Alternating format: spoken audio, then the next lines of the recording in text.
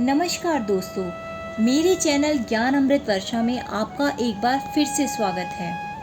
आज मैं आपको बताने जा रही हूँ कि ज़्यादा पूजा पाठ करने वाले व्यक्ति हमेशा दुखी क्यों रहते हैं। बहुत बार ऐसा देखने को मिलता है, जो ज़्यादा भगवान का पूजा पाठ करता है वही सबसे ज़्यादा दुखी होता है, जबकि कोई नास्तिक आदमी जो भगवान को नहीं मानता, कभी पूजा पाठ नहीं करता, कभी संतों का संग नहीं करता, वह सबसे ज़्यादा सुखी जीवन जीता है। यह सब चीज़ें देखकर कभी कभी लगता है कि भगवान ही गलत है, भगवान का न्याय ही गलत है।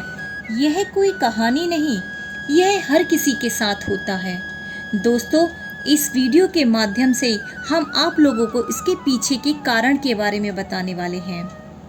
एक बार भगवान श्री कृष्ण ने स्वयं इसका उत्तर दिया है कि आखिर ज़्यादा पूजा पाठ करने वाले लोग दुखी और परेशान क्यों रहते हैं। इसका उत्तर भगवान कृष्ण ने श्रीमद् भागवत गीता के माध्यम से बड़ी स्पष्टता के साथ बताया है। तो चलिए मैं इसके बारे में आपको बताती हूँ। दोस्तों, बात द्वापर युग की है, जब भगवान श्री कृष्ण और अर्जुन के बीच संवाद हो रहा था। तब अर्जुन ने भगवान श्री कृष्ण से पूछा, हे माधव, जो लोग ज़्यादा पूजा पाठ करते हैं वह ज़्यादातर दुखी और परेशान क्यों रहते हैं। इसके पीछे का कारण क्या है, जबकि वो लोग जो भगवान का नाम ही नहीं लेते, भगवान का स्मरण ही नहीं करते, वह लोग हमेशा गलत कार्य करते हों, उन लोगों को जीवन में सुख ही सुख मिलता है। इसके पीछे का रहस्य मुझे समझाने का प्रयास करें माधव। तब भगवान श्री कृष्ण ने एक छोटी सी कहानी के माध्यम से अर्जुन को इसका उत्तर दिया। जानते हैं उस छोटी सी कहानी के बारे में। एक गुरु के दो शिष्य थे, दोनों ही पढ़े लिखे और विद्वान थे। दोनों में सिर्फ फर्क इतना था कि एक भगवान को मानने वाला था और दूसरा भगवान को न मानने वाला था। एक ऐसा था जहाँ पर भगवान की कथा होती थी, सत्संग होता था या भजन होता था, वह दौड़ा चला जाता था और भगवान की पूजा पाठ करने लगता था। दूसरा शिष्य इन सब चीज़ों से काफ़ी दूर था। वह शराब पिया करता था, वैश्याओं के यहाँ जाया करता था। सारी बुरी आदतें दूसरे शिष्य में थी। एक दिन क्या हुआ कि जब वह शिष्य शराब पीकर अनाप शनाप बोलते हुए रास्ते में चलते हुए अपने घर को जा रहा था, अचानक उसको रास्ते में पैसों से भरा हुआ एक थैला मिल जाता है। उसकी खुशी का ठिकाना नहीं रहता। वह जोर जोर से चिल्लाते हुए बताता है, आज मुझे पैसों से भरा हुआ एक थैला मिल गया है, मेरा जीवन सफल हो गया है। इन पैसों से अपने जीवन की आवश्यकताओं की पूर्ति कर लूँगा। वहीं दूसरा मित्र मंदिर से भजन करते हुए अपने घर को जा रहा था। अचानक उसकी पैर में बड़ा कांटा चुभ गया और रक्त निकलने लगा।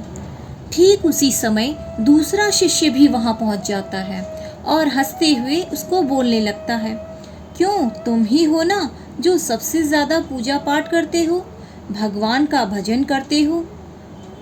क्या हुआ तुम्हारे साथ, देखो मैं कभी मंदिर नहीं गया, मैंने कोई आज तक अच्छा काम नहीं किया, मेरे घर में भगवान का मंदिर भी नहीं है, मैंने कभी अपने यहाँ सत्यनारायण भगवान की कथा तक भी नहीं कराई, भगवान के सामने कभी अपना माथा तक भी नहीं टेका, फिर भी मैं कितना संपन्न और अमीर हूँ, मेरे पास पैसों की कोई कमी नहीं है, सबसे ज़्यादा सुखी जीवन में मैं ही जी रहा हूँ।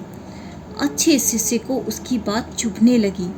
उसने मन ही मन भगवान से प्रार्थना की कि भगवान, क्या ये सच बोल रहा है, मैं कितना पूजा पाठ करता हूँ और वह कुछ भी नहीं करता, फिर भी कितना सुखी है। इतना सोचते हुए वह अपने गुरु के पास चला जाता है और यही प्रश्न गुरु से करता है। गुरु जी मुस्कुराते हुए बोलते हैं, भगवान जो करते हैं अच्छे के लिए करते हैं, जिसकी जैसी योग्यता होती है उसको उसी के अनुसार फल देते हैं। अब तुम्हारे प्रश्नों का उत्तर तुम जानते हो। भगवान ने पैरों में ही क्यों कांटे चुभाए और उसको पैसे से भरी थैली क्यों मिली। सुनो, तुमने पिछले जन्म में बहुत पाप किया था, इसीलिए तुम्हारी आज मौत होने वाली थी। तुम बच गए क्योंकि तुम मंदिर गए थे, तुमने भगवान की पूजा की थी। यही कारण है कि तुम्हारी मौत ना होकर सिर्फ एक कांटा ही चुभा। अब तुम्हारे मित्र की बात करते हैं। वह पूर्व जन्म में एक संत महापुरुष था, इसलिए उसकी जीवन बदलने वाली थी। करोड़ों की संपत्ति का मालिक बनने वाला था, मगर इस जन्म में उसने कोई भी अच्छा कार्य नहीं किया, इसलिए पूर्व जन्म के फल के अनुसार उसको थोड़े से ही पैसे मिले, जबकि वह अरबों की संपत्ति प्राप्त करने वाला था।